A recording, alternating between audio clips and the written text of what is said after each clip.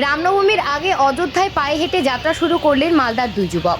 মালদার মোথাবাড়ির বাসিন্দা এই দুই যুবক সুমন রায়, দীপক রায় 1 থেকে 1.5 মাস সময় লাগবে অযোধ্যায় যেতে। কাটিয়ার বিহার ইউপি হয়ে যাবে তারা। রাস্তাতে রামনবমীর অনুষ্ঠানেও তারা সামিল হবে। ইংরেজবাজার শহরের পোস্ট অফিস মোড়ে ইংরেজবাজার নাগরিকরা এই দুই যুবককে সম্বর্ধনা দেয়। শঙ্করধ্বনি বাজারে ফুলের মালা পরায় এই দুই যুবককে। তারপর এই দুই যুবক অযোধ্যার দিকে পায়ে হেঁটে যাত্রা শুরু করেন। বলছি এরা দুজন রাম অযোধ্যা যাচ্ছে পায়ে হেঁটে, উদ্দেশ্যটা কি?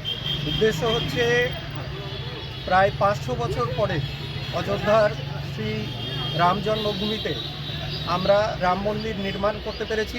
ভগবান শ্রী রামচন্দ্র আবার নিজের ঘরে ফিরে এসেছে। সেই আনন্দের মুহূর্তে আমাদের মালদা থেকে তারা সামিল হতে পায়ে হেঁটে ভগবান শ্রী রামচন্দ্রের প্রতি শ্রদ্ধাবশত পায়ে হেঁটে অযোধ্যায় যাচ্ছেন ভগবান শ্রী রামচন্দ্রের মন্দির দর্শন করে। কি নাম এ দুজনের? এদের নাম হচ্ছে সুমন রায় এবং দীপ রায়। দুজনেই মালদার বাসিন্দা, দুজনেই মালদা থেকে অযোধ্যায় পায়ে হেঁটে। মালদা কোথায় বাড়ি এদের?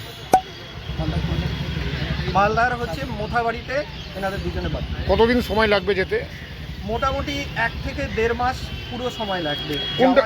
কোন রুট দিয়ে যাবে? কাঠিয়ার হয়ে ইউপি ঢুকবে, সেখান থেকে বিহার হয়ে তারপরে সেখান থেকে সামনে তো রামনবমী। হ্যাঁ, কিভাবে?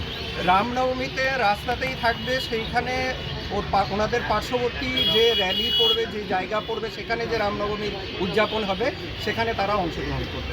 আপনার নাম? আমার নাম সুমন কর্মকার। কোন পদে আছে? এটা পদ নয়, আমরা সাধারণ নাগরিকবৃন্দ, মালদার সাধারণ নাগরিকবৃন্দ এনাদেরকে সম্বর্ধনা জানাচ্ছি। তোমাদের অযোধ্যা যাওয়ার উদ্দেশ্যটা কি দুজন মিলে?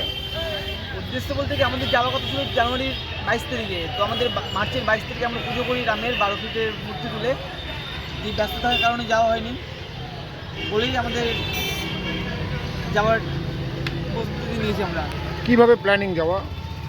পায়ে হেঁটে যাবো। কোথা থেকে? মালদা থেকে। কোনটা হয়ে যাবা? আমরা কাঠিয়ার দিয়ে যাবো। কতদিন লাগবে? আমাদের 1 মাসের মতো লাগবে। বাড়ি কোথায় তোমাদের? আমার বাড়ি মালদার, আমি থাকি হচ্ছে শাহপুরে। আমার বাড়ি মোথাবাড়ি, থাকি শাহপুরে। কি নাম দুইজনের তোমাদের? আমার নাম সুমন রায়, ওর নাম দীপ রায়।